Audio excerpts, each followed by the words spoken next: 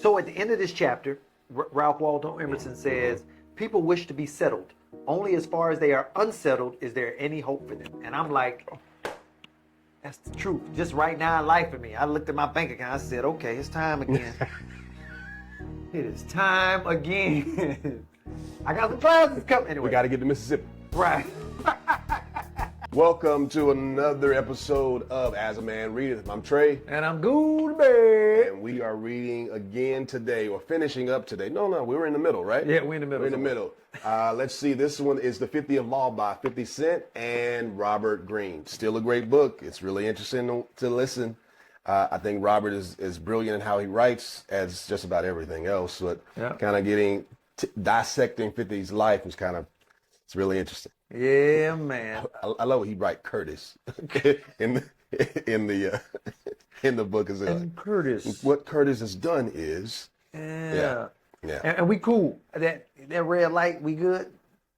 That's supposed to be green, ain't it? It's red. Okay, my bad. Yeah. It's been a minute, y'all. We back. Yeah, we up.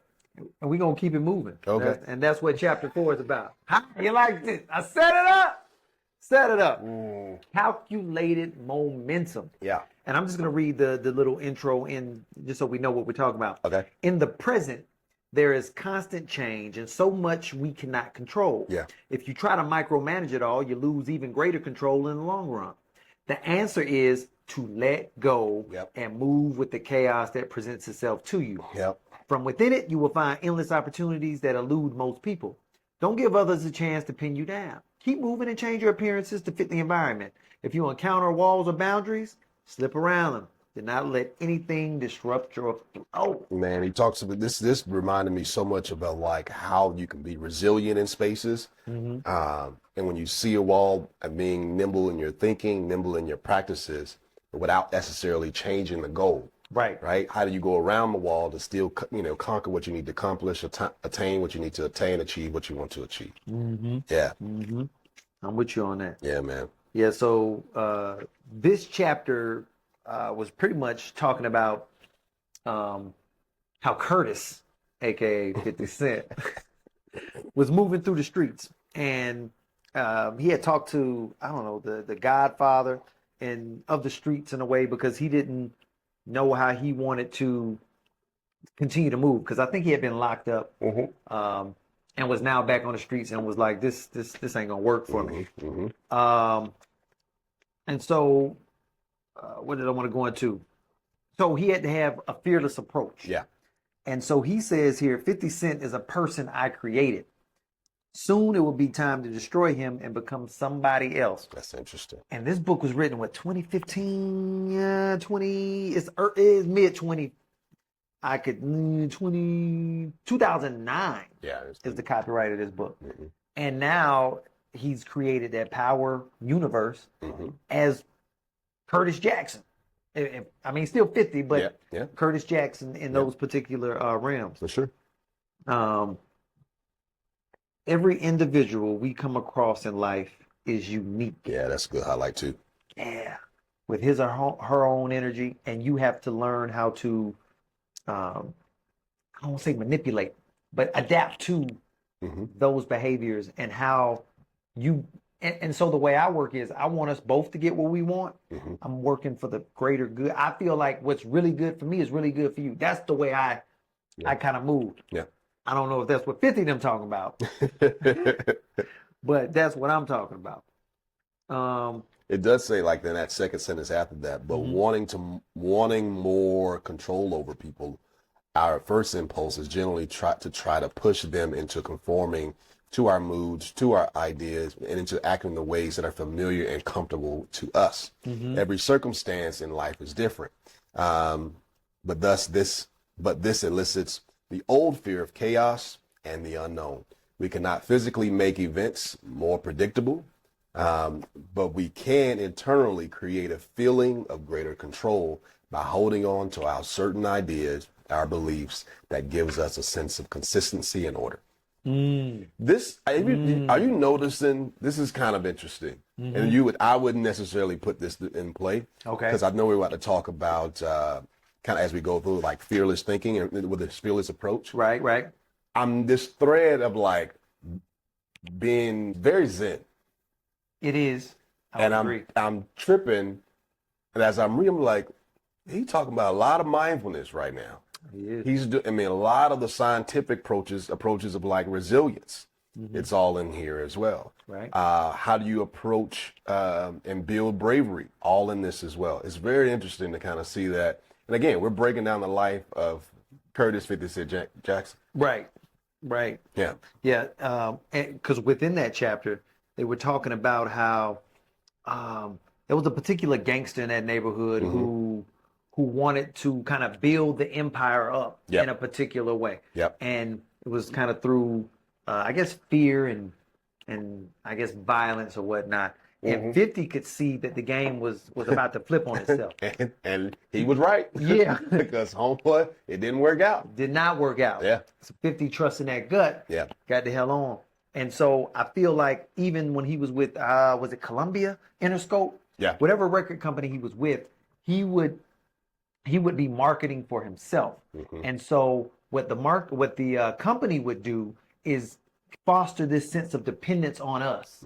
You know, we have all these millions of dollars. Here, we'll give you some money here. We'll give you some money there. Yeah, we become really dependent upon them. Like, what y'all need? What can you give us? No. I'm gonna go out here and get this. Right. And it softens your mind with anything and anybody. I've learned that with too. Like if I'm so dependent upon someone else's decision-making skill, then I lose my ability to discern and to make my own choices. Yeah. Even with this gentleman, I'll talk, hey, so what do you want to do? How you want to do? Yeah, what you want to do? And I can see it, he'd be like, well, I mean, what are you looking at? He'll throw it right back in. Yeah, well, it becomes a habit of defaulting and yielding, right? It is. And it's really interesting because, so we start, I do notice that sometimes we'll do that. Like we just had our conversation before this, like, okay, what you want?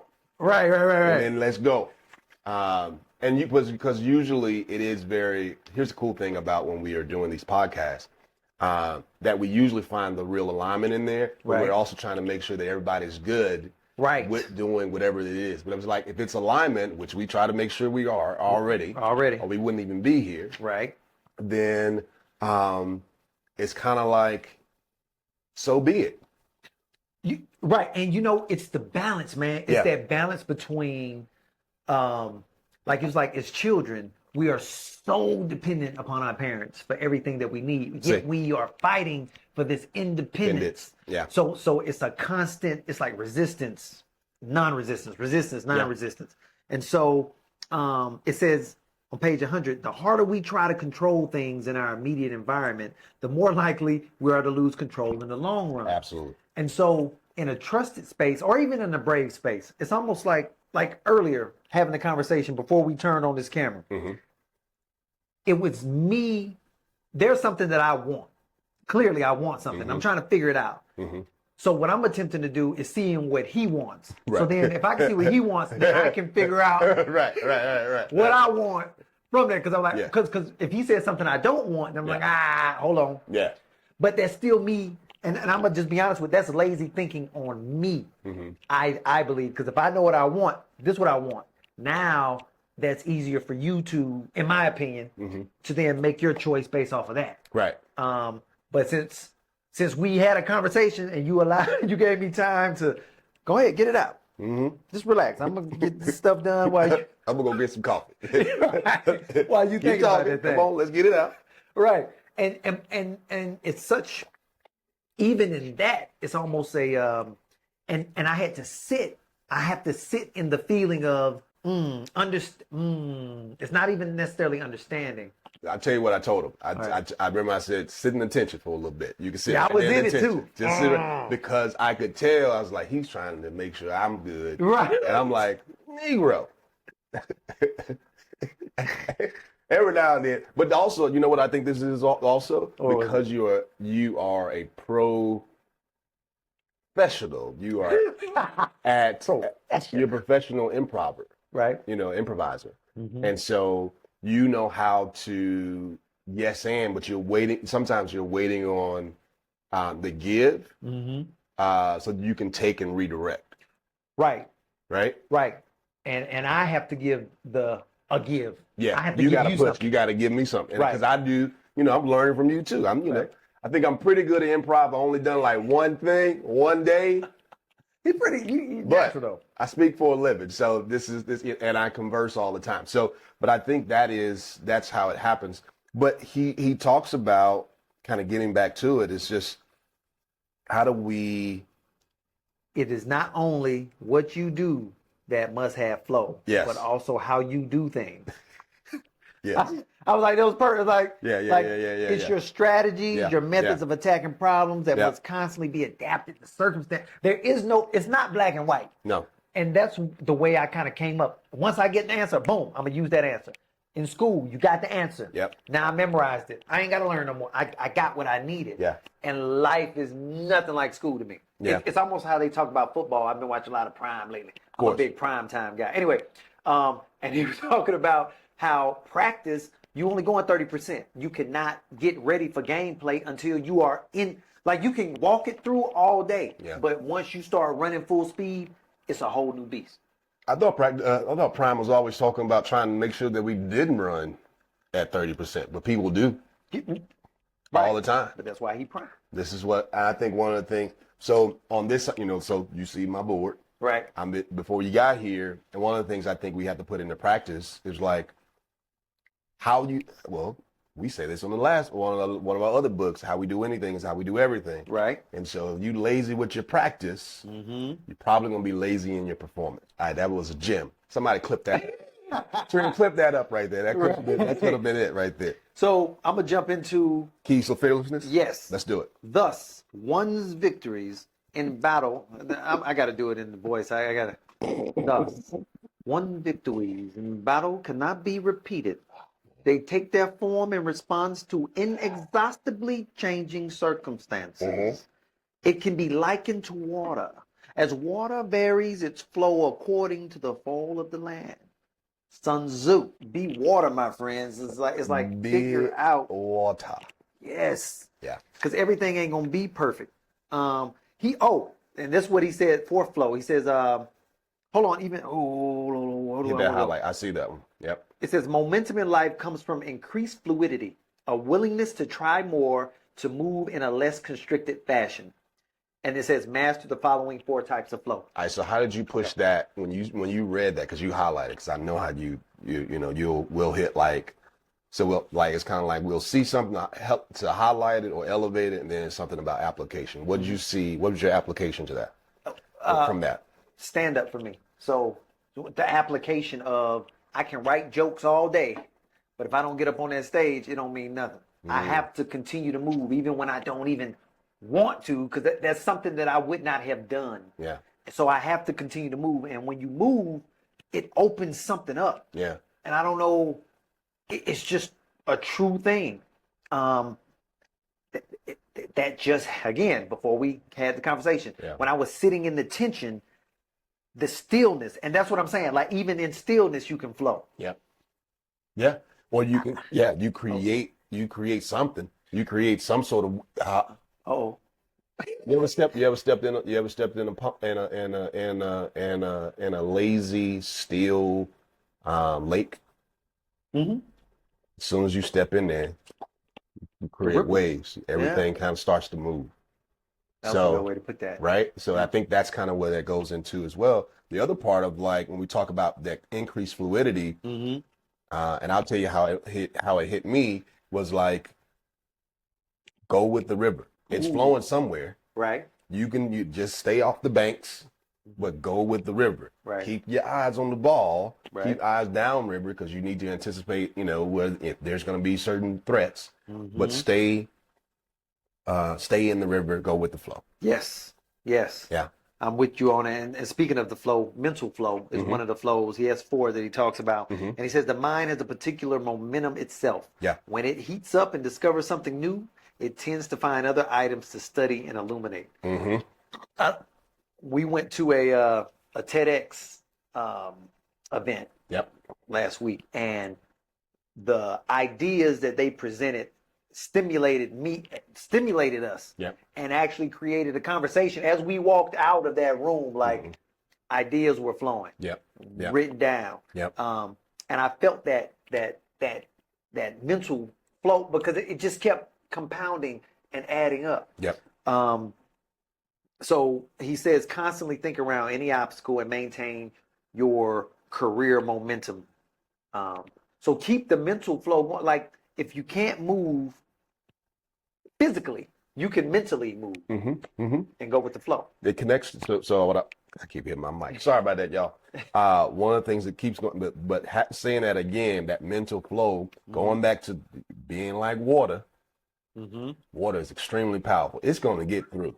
Yes. You give it enough time, and it has enough force.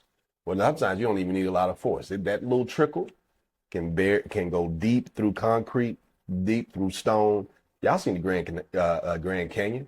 Like it just takes a little time, or a certain amount of time, and it'll still make sure things move. Or in Atlanta last week, they were on the west side, man, it flooded, man, out of the sewer. I'm like, what is going on? I'm still very upset about that because I could have been exactly where I know where it was almost 6 feet of water. Yeah, I was like, I know this place. I'm at Rosie's all the time. Yeah, and I was like, I park right there. That's exactly where I park every time. So yeah, it's been bad. Yeah. Hope everybody's okay. Right. They're gonna have to unclog it so they could have that water flow. Yep. Emotional flow. He talks about. Let me see what I highlighted in emotional flow. If someone says something that bothers you, and then I didn't highlight this part, but I'll say it. You find a way to move quickly past the feeling. Then I highlighted this part. Either to excuse what they said to make it less important or to forget. Forgetting is a skill that you must develop in order to have emotional flow. And let me tell you, I will give you a practical application of this. My god brother came down from DC with his girls, and my brother happened to be in town from LA with his girl, and my other brother lives here already. So I always have all the girls when they're in town.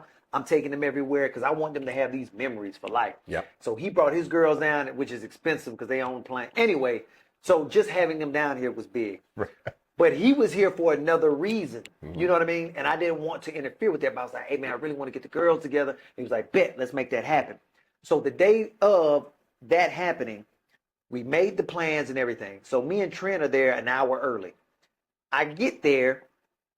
So a little 5 points. We're going to be in a little 5 because my daughter wants to have the girls go to Crystal Blue. It's a crystal shop with gems and things of that nature. Yep. So my god brother's leaving. He's here for a family reunion. And he said, I'll leave there by, I want to say he said 4. So me and Trent are there at 3 because we're just there. And it's hot that day. Oh, it was so hot.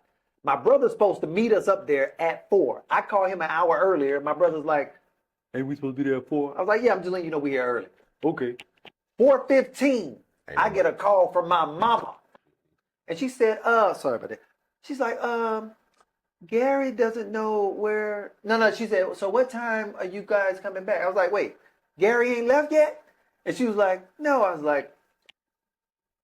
about to just call it off. And then my god brother texted me and said, hey, man, we ain't left yet either. I was like, I was just about to throw it down the drain because I felt really bad. I was just like, man, I'm out here. I'm setting all this stuff up. Yeah. Because your emotions change. It goes up and down, up and down. Long story short is my ex-wife ended up being there with her friend. So we all met in Little 5 at this restaurant. And so it's me, her, my brother ends up coming. The guy brother ends up coming. We have this big family dinner. And then we just had a beautiful day after that. Took pictures by the mural, Outcast and everything. And he just thanked me after that, man. He was like, man, I really appreciate you making all this happen. And it was worth it. Yeah. But I'm telling you, in the middle of it, I was done. I was like, man, I'm about to cut this. No. So emotionally, you have to, you can't let your emotions sway you. Yep. I want to say from the goal. Yep. Yeah. It'll do it every time. And it keeps you from, and don't forget, a lot of times we're reacting to something that may be preconceived, right? Yep. It's not necessarily something from the present moment, but like, this happened before. These Negroes always late. It happens every time. And every time somebody else has done this, and you brought that into this particular present moment. Right. Yeah. Yeah. And I should not allow that to swayed me. Okay, so he went into social flow. Social flow is good. He said, working with people on any level can be a disorderly affair. They bring their differences and own energy to the project as well as their own agendas. Man, let me tell you, working in, I can't even call what I was doing corporate America. Maybe it is considered corporate America. I was at a Japanese company. And I just remember. It was a big, tall building with a glass window. Yeah, it was a lot of windows. Yeah. Well, it wasn't tall. It was long though. Oh, okay, gotcha. Yeah, more of a manufacturing facility, but people's agendas there. My whole point, everybody knew at one point, no, not everybody. Everybody on my team knew I acted. So if I'm not there at work, I'm using my PTO to go act. Gotcha. But then other people had agendas on what I could do with my PTO. For sure. And so that created this ball of like energy of like, why you all up in my business? You live here. Go ahead. I'm not. And then the ironic thing was is as if, well, I got intel from certain people. Like I was trying to take people's job. And I'm like, well, who job? I'm not trying to. I don't need more work. I'm not even here. Right. Right. Well, at that point, I was always there. Oh, I was okay. the one making coffee for people in the morning. Oh, okay. I was doing all the good work. Okay. You know, I was that employee so that when it was time for me to do something, nobody think twice. And you contributed to the reservoir. I see what you're doing. That's what I was doing. Social flow. Yeah. Well, he talks about also in that same section. This is a cool little piece. He says that really you provide the framework based upon your knowledge and expertise. Yep, that's it. But you allow room for this project to be shaped by those that are involved in it. They are motivated and creative, helping to give the project more flow and more force. Right. You're not going too far in the process. You set the overall direction and tone.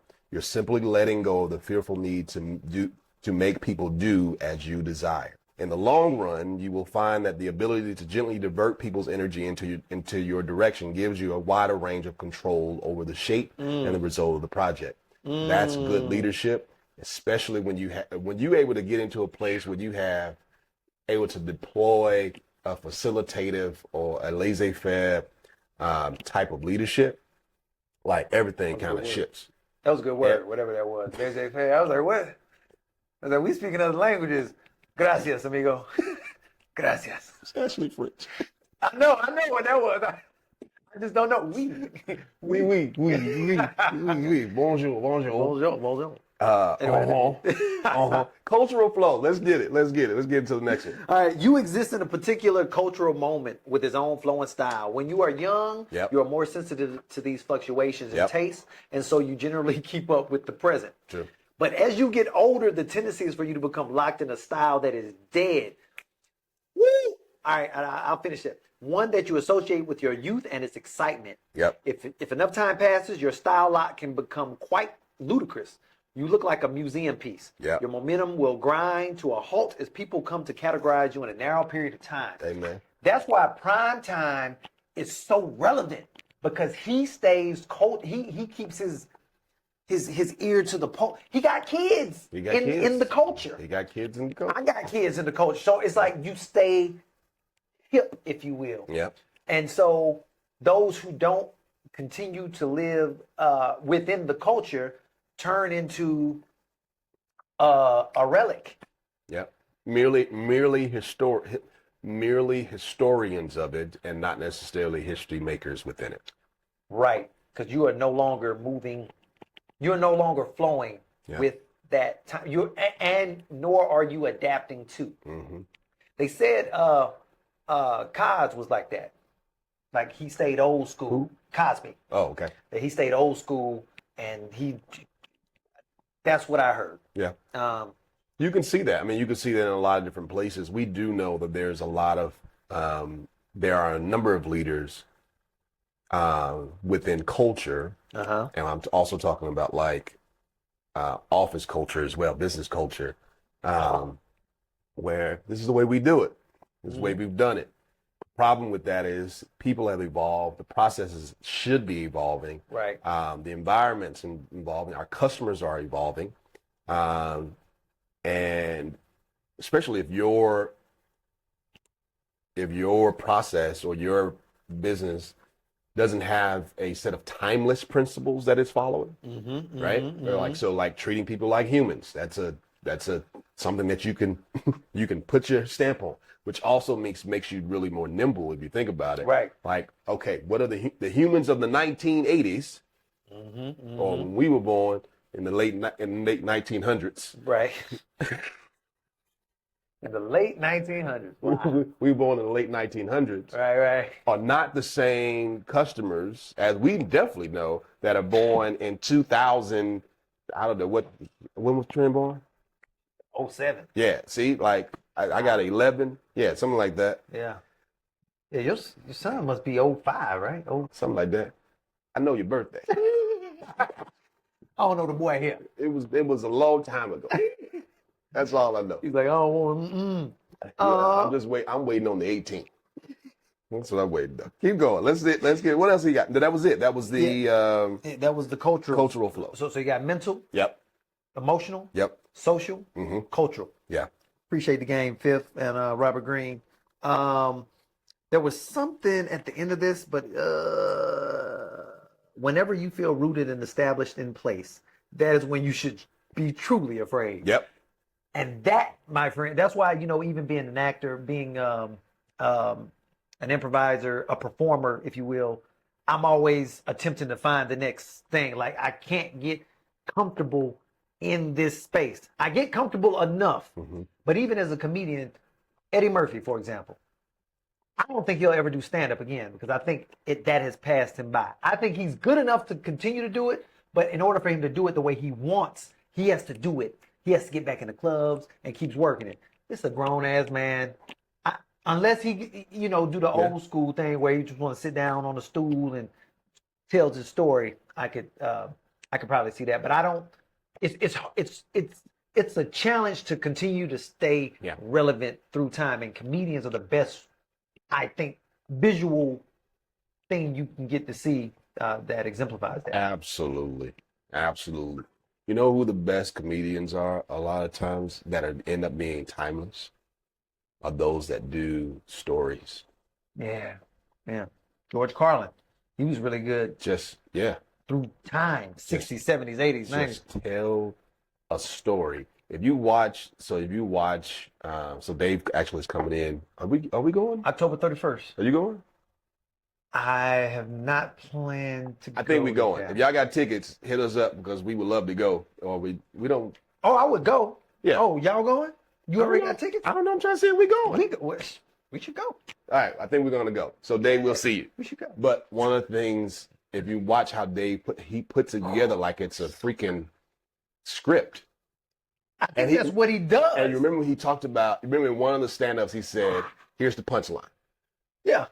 And then watch this. Right. And he told the story and it came back with the punchline. God. Boom. Like, it was so perfect. It was totally hilarious. Right. But that's one of the best things. Kev used to do that a lot really well. And it also felt so Kevin Hart. Kevin Hart. Gotcha. Yeah, right. He used to do that a lot really well.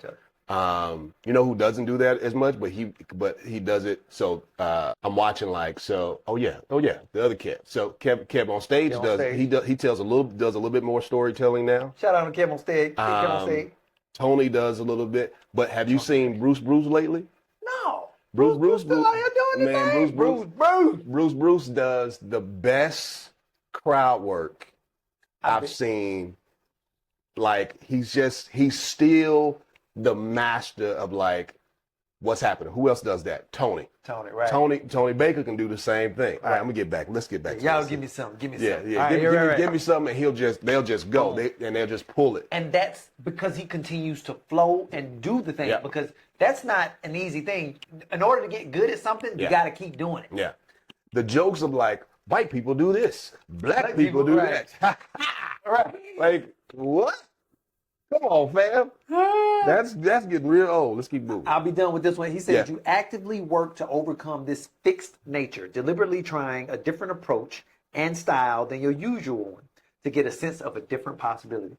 I'm just big. And so that's just to kind of button what we've been talking. Yeah. Because that's the reversal of the perspective. So at the end of this chapter, Ralph Waldo Emerson says, People wish to be settled. Only as far as they are unsettled is there any hope for them. And I'm like, that's the truth. Just right now in life for me. I looked at my bank account. I said, okay, it's time again. It is time again. I got some classes coming. Anyway. We got to get to Mississippi. Right. That's good. That's an inside joke. Y'all don't know. Good.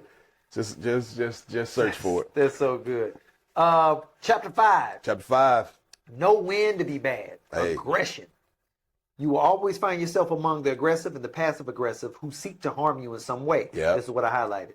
You must get over any general fears you have of confronting people, or you will find it extremely difficult to assert yourself in the face of those who are more cunning and ruthless. Man. Before it is too late, you must master the art of knowing when and how to be bad, using deception, manipulation, and outright force at the appropriate moments. Everyone operates with a flexible morality when it comes to their self-interest. You are simply making them more conscious and effective. Conversation I had yesterday had one of our brothers call, and he said, okay, it's better to be right or effective. I've heard. Which is interesting because when we were at the TED Talk, I texted you something. It was like, we talked about being right, having standards, or being effective or correct. Right. And so I had a little trouble with this chapter because I'm still in the place of like, philosophically, right. It's interesting. Where do you want to be a lot of times? Is it about the outcome? Okay. Or the process to the outcome? Meaning, right? So do we have that, as we would talk about that deontological right is right, wrong is wrong approach. Captain America. Yeah, right. Or are we consequential or utilitarian? Right. Whereas like, man, long as we get to the end goal. That's all that matters. Right. It don't matter. Thanos. You know, like, hey, y'all know this. Thanos is like, listen, I know what y'all saying. Right. But listen, it's getting out of hand. Right. And y'all want to placate, pacify people. Nah, listen, it's done. Done. Now let me rest. Right. You're good. I did my job. So I did have some trouble with this. What'd you get? Well, what did you say? Yeah. Well, so what you said, it was like, is it better? I don't know if I'm saying it right. Better to be right, or what did you say? The process? So it's whether to be right / righteous. Righteous, right. Or effective. So I'm looking for principle. Yep. That's where I'm at. I'm like, what is the principle of the thing? And it's probably more on the deontological side when I think about it. What is what's happening here in this moment? You said you were going to do this thing, and now you're going to do that thing. Whoa, we got to go back to this point. And why now we are changing course when the course was, and I'm going to say the course was to have all the girls, the story I just gave you, have all the girls get together and meet up so that they can learn, so they can play and get to know each other. Well, I can't do that now. Why? Like what's happening? What changed?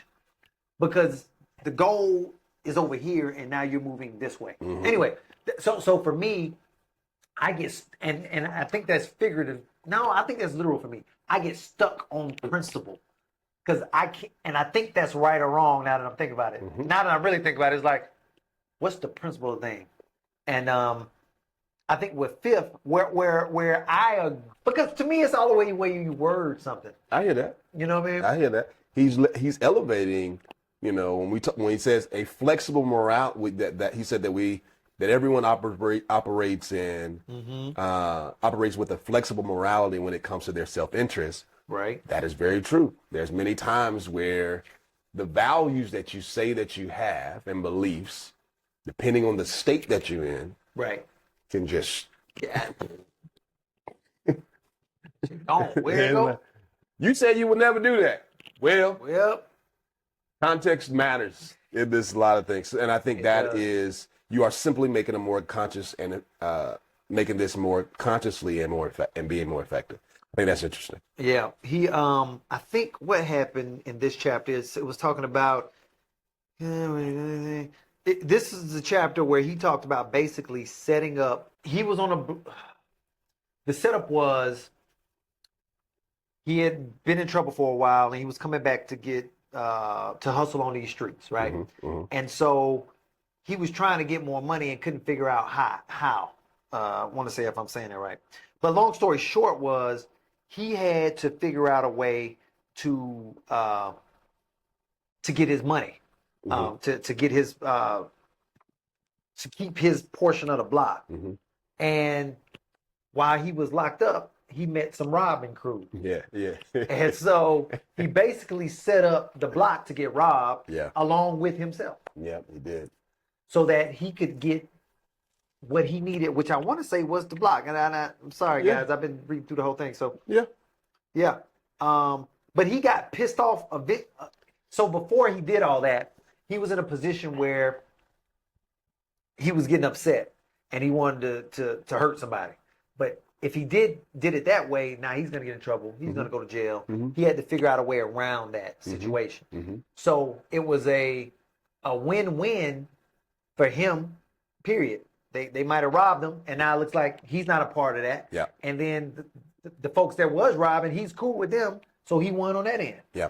I don't want to be a morality judge, but in that game, I feel like he chose the best move for him to win. He's utilized it. I mean, you could tell that maybe he didn't even know that he was doing it, but he's definitely, I mean, this is a Robert Greene book as well, right? So he's using those 48 laws of power in this moment. The other part that I thought about, if you go over to 121, when he's talking about how he created this dramatic and emotional moment, right? You distract people with something dramatic and emotional, and while they are not paying attention to you, you grab what you want. Now, here's the most interesting thing about this. This is a very good example of kind of like using, like if it was political, well, maybe you can use it anywhere, but shock doctrine. Okay. Where you create havoc. COVID. Oh, I'm sorry. My bad. Keep going. My bad. You create havoc. You create chaos. You create challenge. Right. And one of the things that happens when when these things where emotions are high, people aren't thinking. Let's just stay right there. Right. Think about all that time. Anytime the state of people that they're in a higher state of emotionally, especially in those more negative fear-based emotions. Right.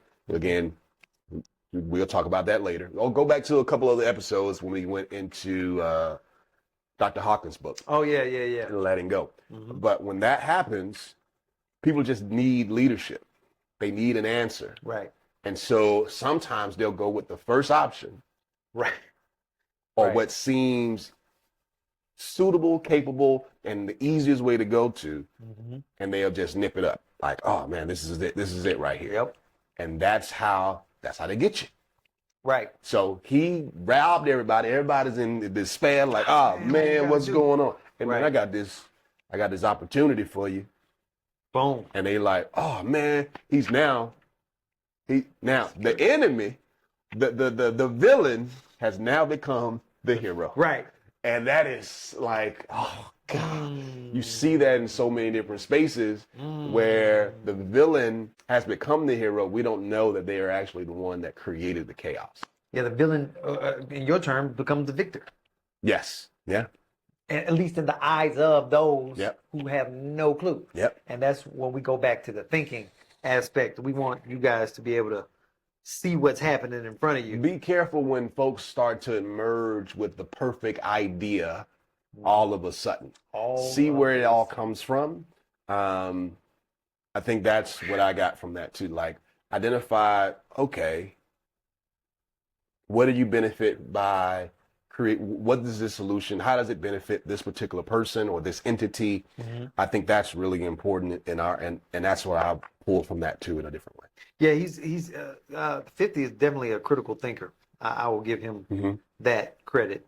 And in this chapter, it was all about, he said he couldn't afford to be nice and submissive. He had to get active and forceful. And I think we need to have like varying degrees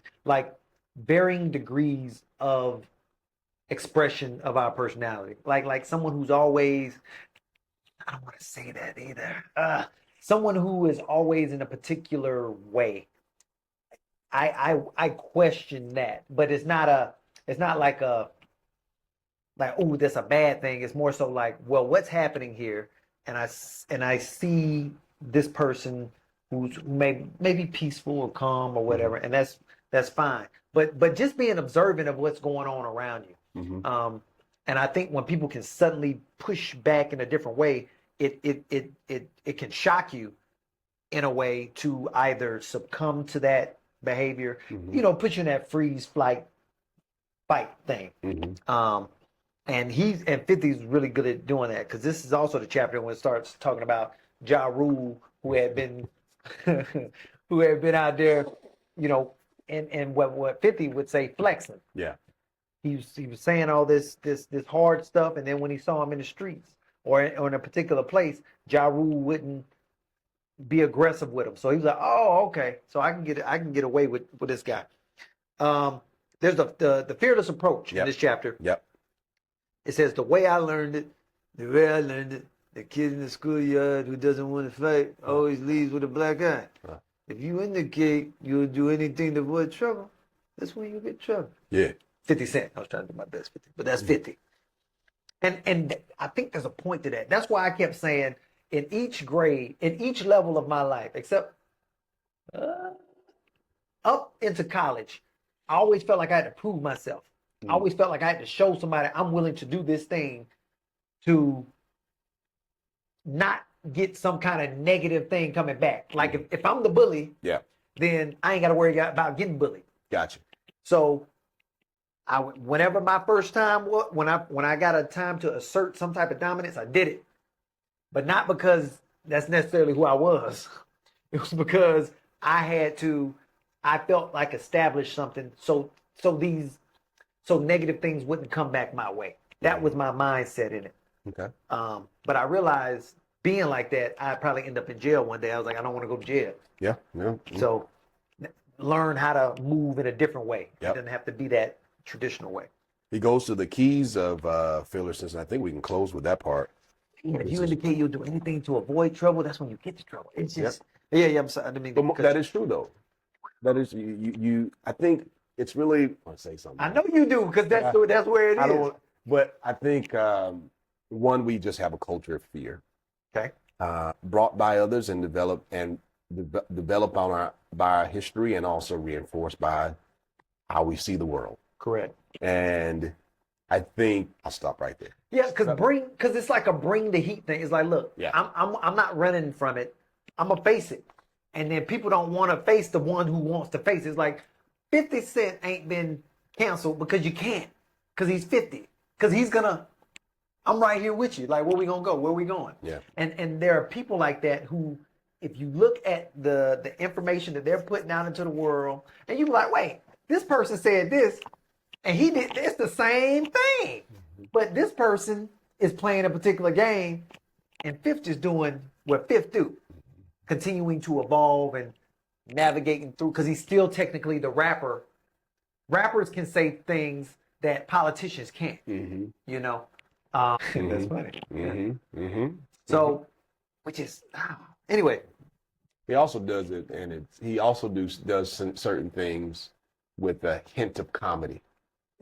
Very smart. Which always allows for things to, certain truths to come through, like, oh man, that's good. Which is also why we like comedians so much too. Right. Because when they tell us something and we're all like, terrible, but that's absolutely spot on. Yeah. Yes. Oh, where were you gonna go? I didn't mean to. I was gonna go into some of the keys. Yes. Keys to fearlessness. Yes. And kind of work our way through those. All right.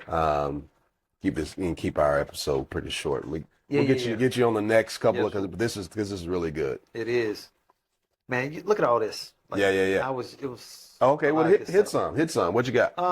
Let's. I'll just go with the first one, and then let's see. You know what? I'll read the highlights. Okay. And then, so it'll be sure. Life involves constant battle and confrontation. This comes on two levels. We have desires and needs, our own interests that we wish to advance, In a highly competitive world, this means we must assert ourselves and even occasionally push people out of position to get our way. Because what I realize is you can't be given ownership; you take it. Just think on that. You can give somebody, you can try to give somebody some ownership, but they got to take it. You have to own that thing. Anyway, another one. We are generally much more skittish when it comes to confrontation. Mm-hmm. We are encouraged to be differential and agreeable. Mm-hmm. When dealing with the aggressors and passive aggressors around us, we can be quite naive. We want to believe that people are basically peaceful and desire the same things as ourselves. Mm-hmm. We work to postpone or avoid conflicts, and when they reach a point where we can no longer play such a passive game, we lack the experience and the habit of meeting them head on. I get angry. I have in the past gotten angry because I'm like, you see what I'm saying? Okay. The first step in overcoming this is to realize that the ability to deal with conflict is a function of inner strength versus fear, and that it has nothing to do with goodness or badness. You might fall apart or lose control or get hurt. Better to keep everything smooth. Oh, okay. Because I'm reading different sections of Yep. I just got a lot, man. But that I just thought that that's one of the main keys now because we're always nice. I'm always communicative until the point of like, wait, what just happened? Mm-hmm. You switching it up on me, and I had a whole thing at Whole Foods that happened. It was a first world problem. Long story short is, I asked for a slice of pizza. They only have cheese, pepperoni, supreme. I said, cool, give me the supreme without the meat. Nope, can't give you supreme without the meat as a slice. We can give it to you as a whole pie. I don't want a whole pie.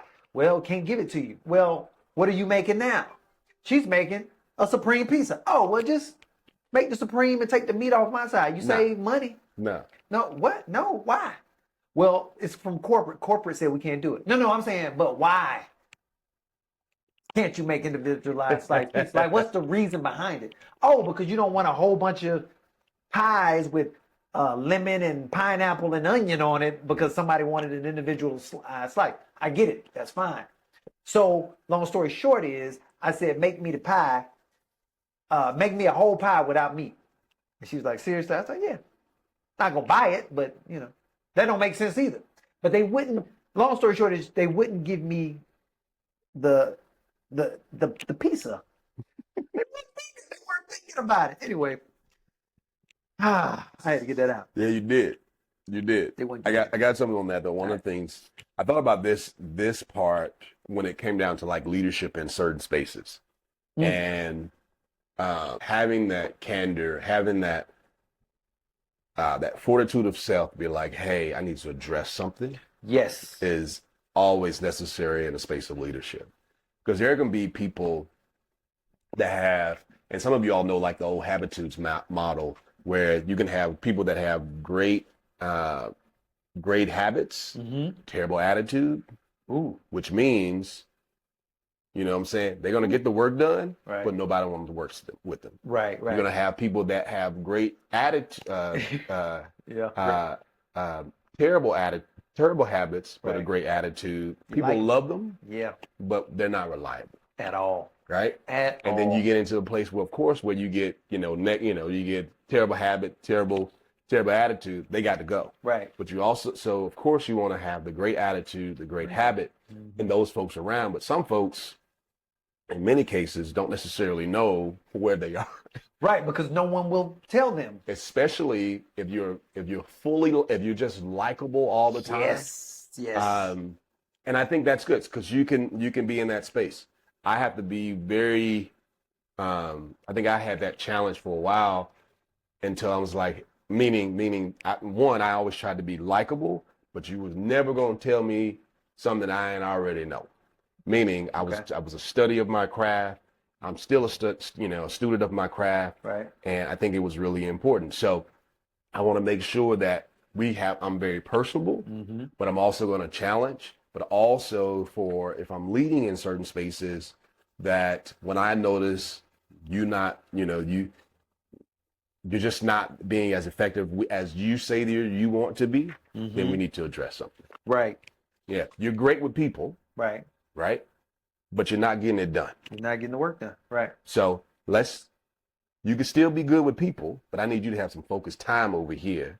Or let's figure out what are the practices that we need to have so that you can be much more effective. Which I think, though, I think those people, because it happens at times, it's a strategy, and until they're called out on it, I think then they have to make a real choice. Mm-hmm. And so I have one person in my mind. I love this brother, Mm-hmm. love him, Mm-hmm. one of the most charismatic people that I know. Mm-hmm. But when it comes to time to get this thing done, Mm-hmm.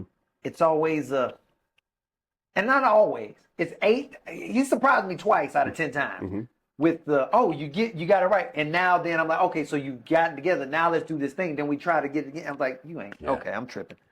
I think everyone needs a blend of charisma and competency, right? And I think that's the key. Yep. You being able to connect, but also, I think I'm very casual, but I'm really prepared when it comes down to doing my work. Preparation. Right. And so one thing, so it may feel like I'm coming in like a little jester, Right. but when we turn on the sage, because that's one of my archetypes, right? Sage jester.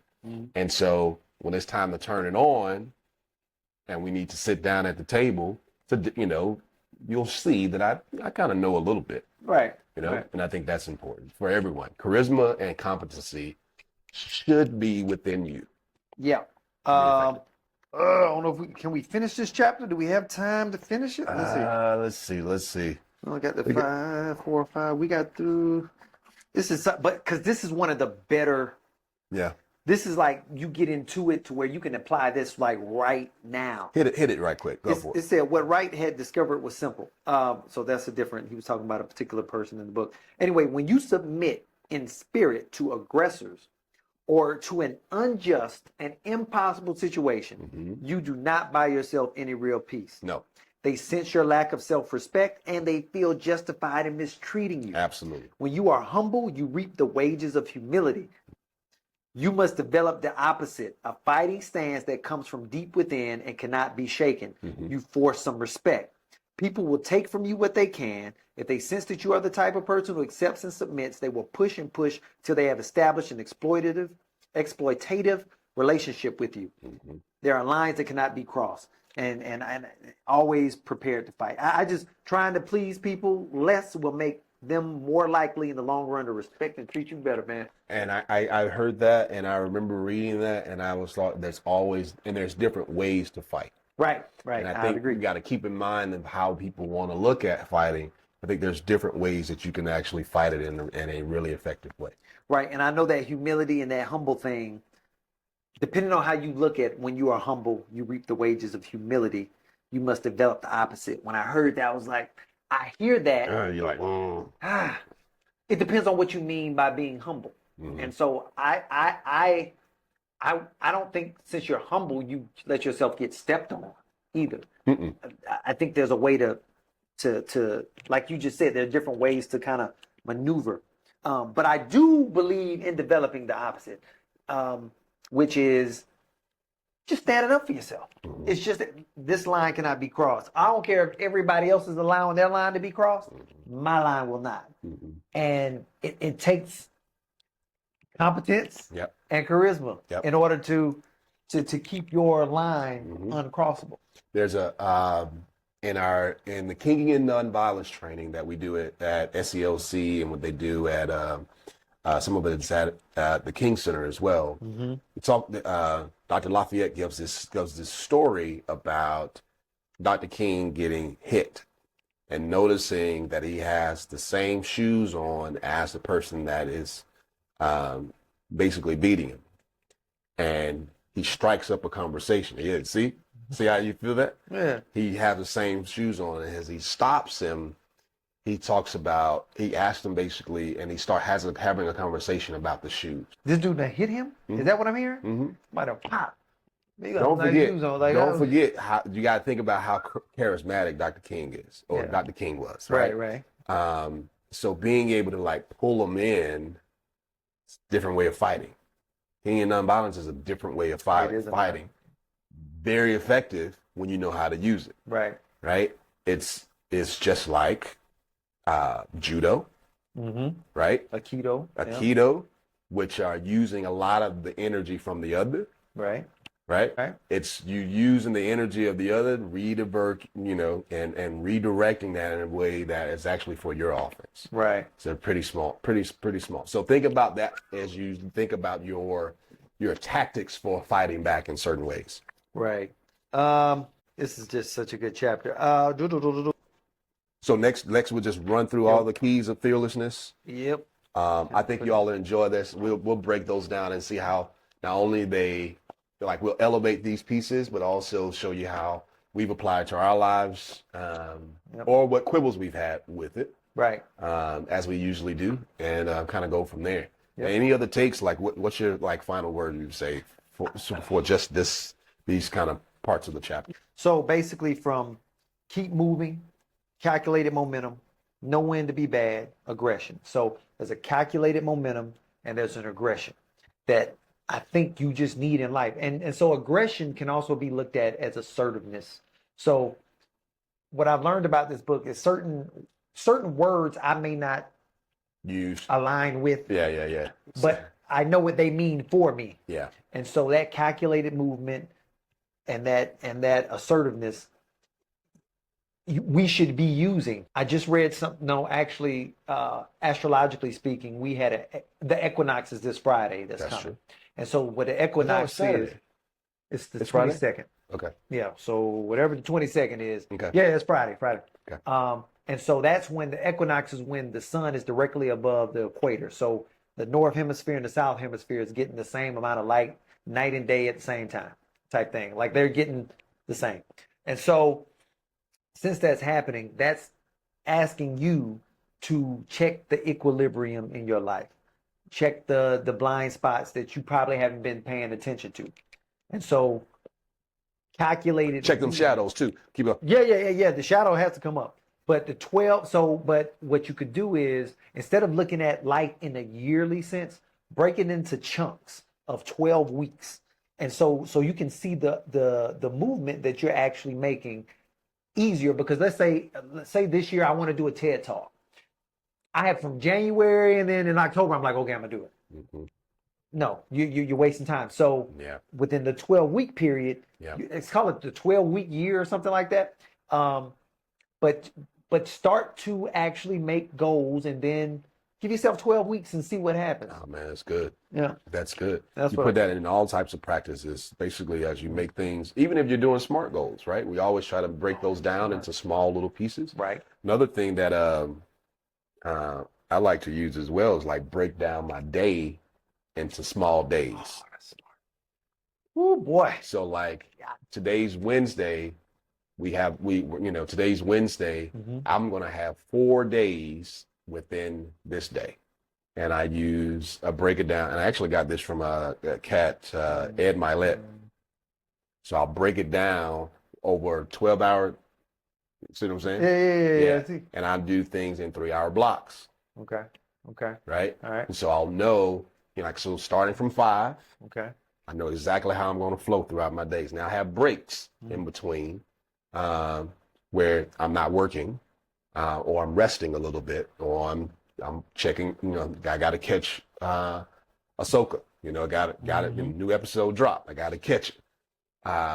And so that'll be my break. And then I go back to workday number 2. So, but it helps to bring it in because there's a rule behind this too. There's a rule and theory behind this, or a law behind this, is that you give yourself. There's one of it is basically you give yourself the right a certain amount of time, and then you accomplish it within that certain amount of time. If you say it's going to take a year, it'll take a year. But if you say it's going to take 6 months, it'll take 6 months. Right. That's I've been dealing with that with this book, and like I said, I'm gonna get it done at the end of the year. When I said I'm gonna do this thing over a weekend, it got done. Oh man, this is a great book. Hopefully you are learning a lot with us. Hopefully you're reading along with us. This is again the 50th Law with Robert Greene and 50 Cent. Boom. This is As a Man Readeth. I am Trey. And I'm Goodbad. We'll see y'all on the next episode. Boom. And we got the cool music now. So Got it. that's playing. Play that, yeah, play that. I hope I won't-